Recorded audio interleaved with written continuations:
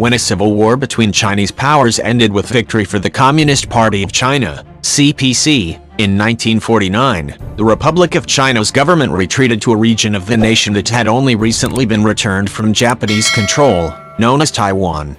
They quickly established a provisional capital in Taipei, and so began a half-century-long staring contest from across the Pacific Ocean's Taiwan Strait. Today, tensions remain high between these two Chinese governments, prompting complex foreign relations and sporadic military posturing between each government and their respective allies. On Tuesday, Taiwan conducted an unusual series of military exercises aimed at preparing the nation to defend itself against a Chinese attack even after its military installations had been rendered useless by wave after wave of Chinese airstrikes and naval bombardments.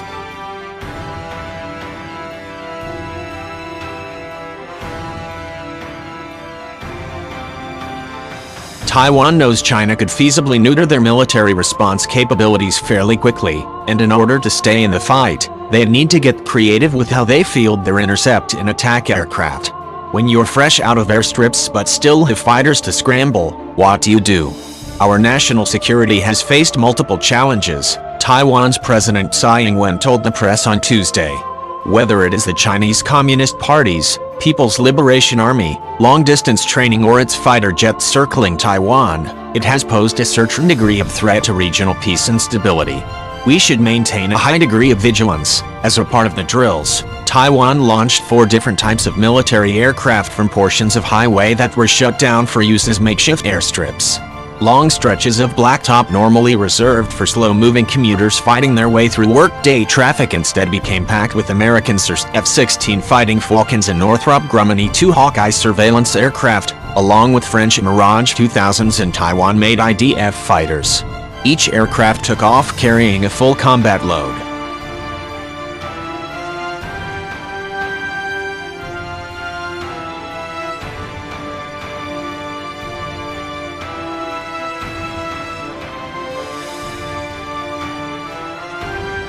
The drills not only demonstrated Taiwan's ability to scramble fighters and support aircraft from the freeway, it also proved conclusively that Taiwan's troops can conduct refueling and ammunition replenishment operations right there on the highway, redeploying jets back into the fight quickly even after their air bases have been destroyed. There are only a few military air bases which would become the prime targets in the event of an attack. The highway drill is necessary as highway strips would be our priority choice if the runways were damaged during a war, Air Force Colonel Shu Kuomao explained.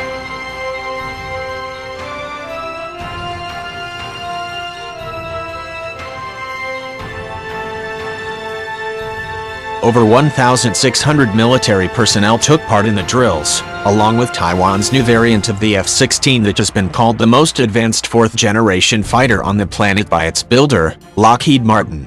The F-16V offers advanced ESA radar sourced through Northrop Grumman, as well as a variety of updates and upgrades to avionics and combat systems meant to make it a formidable opponent for just about anything in the sky that isn't Lockheed Martin's flagship fighter, the F-35, or its sister in stealth, the F-22. The F-16s that took part in Tuesday's drills notably flew carrying 2 Harpoon anti-ship missiles, 2 AMRAAM medium-range air-to-air missiles, and 2 AIM-9 Sidewinder short-range air-to-air missiles, sourced from the United States, meaning their primary role in a fight would be to engage with encroaching aircraft and vessels, rather than air-to-surface strikes against the Chinese mainland.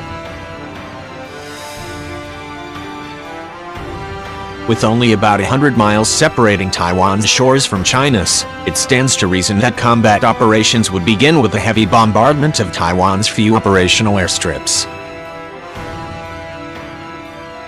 These drills, however, suggest that even such an offensive may not be enough to stop Taiwan from responding with some of the best fighters on the planet.